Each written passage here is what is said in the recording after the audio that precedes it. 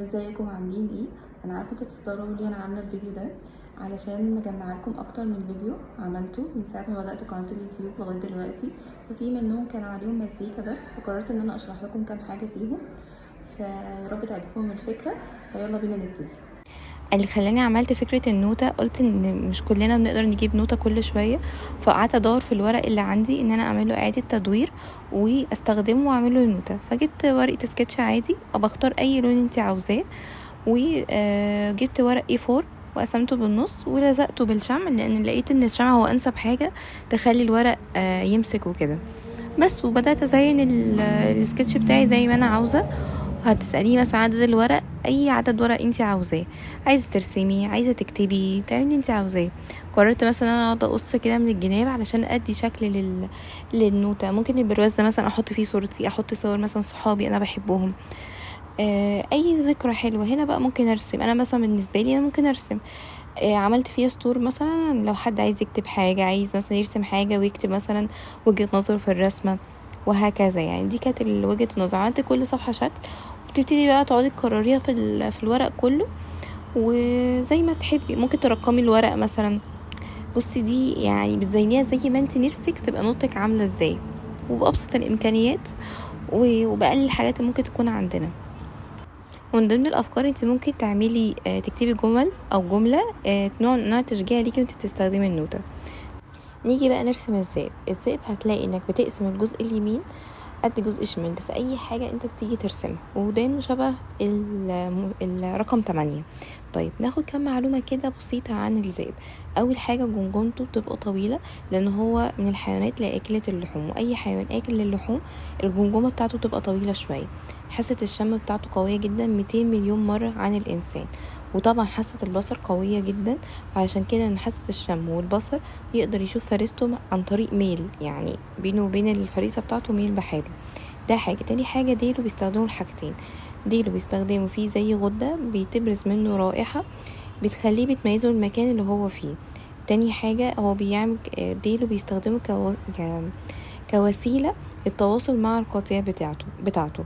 تاني حاجة او رابع حاجة هو بصغر حجمه، وهو الفرايس بتاعته حجمها كبير، فعشان كده لما بييجوا بيصطادوا في قطيع بيبقى مجموعات. بس كده. هي في معلومات كتيرة جدا، بس قلت اقول لكم كام معلومة كده سريعة وبسيطة وانتوا بترسموا الذئب. ندخل بقى فكرة فيديو تاني مختلف تماما، وهي فكرة المنظور او الابعاد. فكرة ان الحاجة لما تبقى قريبة مني بتبقى كبيرة، كل ما ببعد الحاجة بتصغر. تقدروا تعملوا كده مع اولادكم وانتوا ماشيين. شوفوا العمارة دي لما تبقى قريبة منك تبقى كبيرة، كل ما ببعد حجمها بيصغر. فهيدرك يعني ايه منظور باللاوعي، ويدرك ان الحاجة لما تبقى قريبة منه تبقى كبيرة. وبس كده.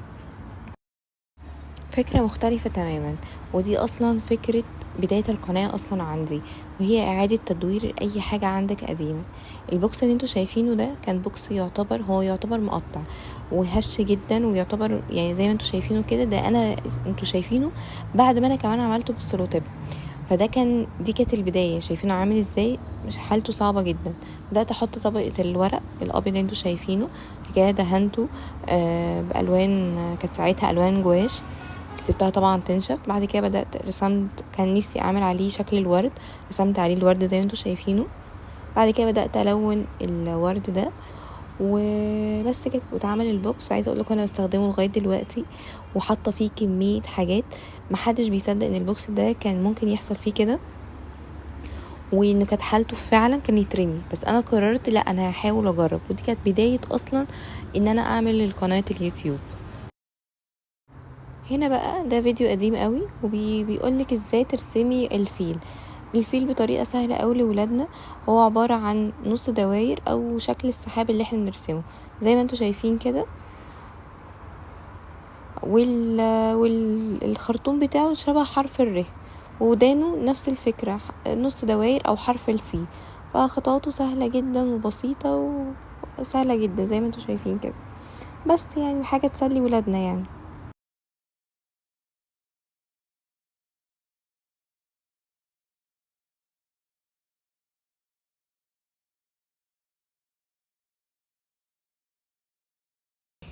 احنا النهارده هنرسم البورتريه، فاول حاجه ان الجزء اليمين هيبقى قد الجزء الشمال.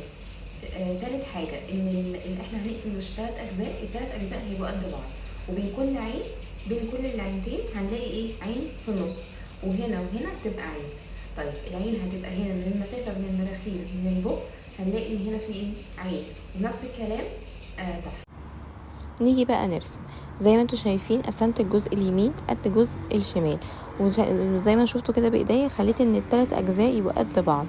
الحواجب بتتعمل فوق الخط او عند الخط اللي انا رسمته ده، زي ما انتوا شايفين كده بعمل المناخير والحاجب الناحية التانية. هنا بتك بقى على الحواجب، وطبعا انا اوريكم ازاي برسم الحواجب في اخر فيديو انا لسه منزلاه، وهحط لكم اللينك في صندوق الوصف. العين بقى زي ما انتوا شايفين انا برسمها، وبرده رسمها في فيديو، هحط لكم كل لينكات الفيديوهات في صندوق الوصف.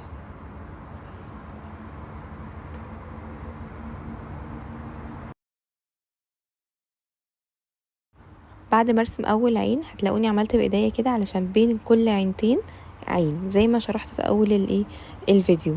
واصلا احنا لما بنيجي نصور في صورة البطاقة هتلاقي ان الجزء اليمين مش زي الجزء الشمال في وشنا، ده من عظمة خلق ربنا لينا يعني. هتلاقوا كل الفيديوهات تحت في صندوق الوصف. بعد ما خلصت رسم العين هلاقي بقى ان انا عملت بالعين كده الجزء اللي تحت المراخير، هتلاقوا برضو عين، بس عين كأنها عين واقفة بالطول، فدي المسافة بين المناخير الاولى والمناخير التانية. نعمل وردة بقى. الوردة اللي هاجي اعملها بالورق اقدر يعني بطريقة سهلة جدا.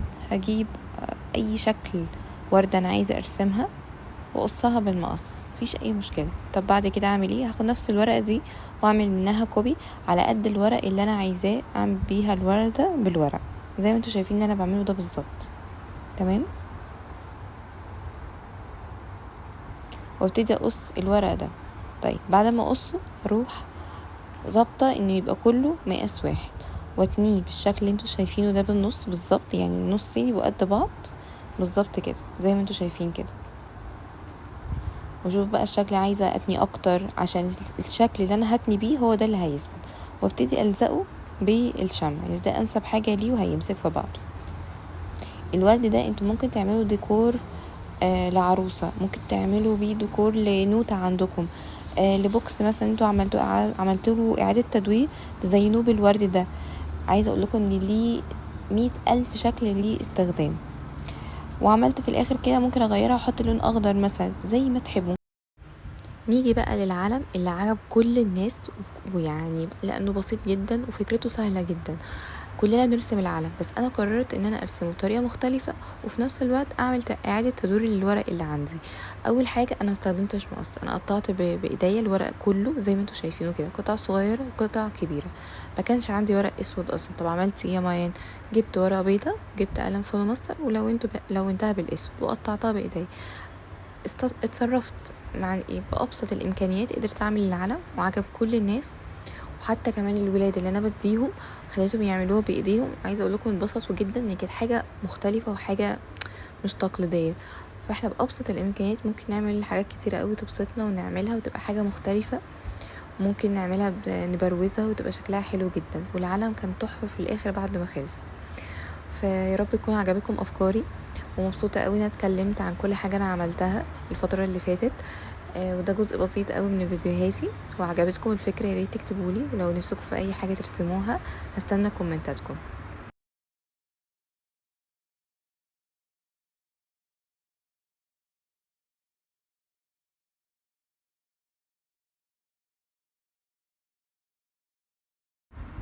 من ضمن الافكار اللي برضو اللي بقدمها ان مع كل حرف ليه رسمه وسهله وبسيطه علشان ولادنا يعرفوا يرسموها.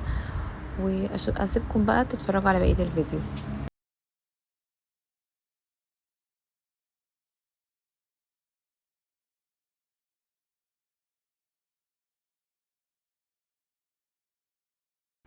هكون مبسوطة قوي لكمل الفيديو للآخر. انا عملته مخصوص لكل متابعيني الجداد عشان يشوفوا جزء من فيديوهاتي، ويا رب يكون عجبكم الفكرة، ومستنية كومنتاتكم.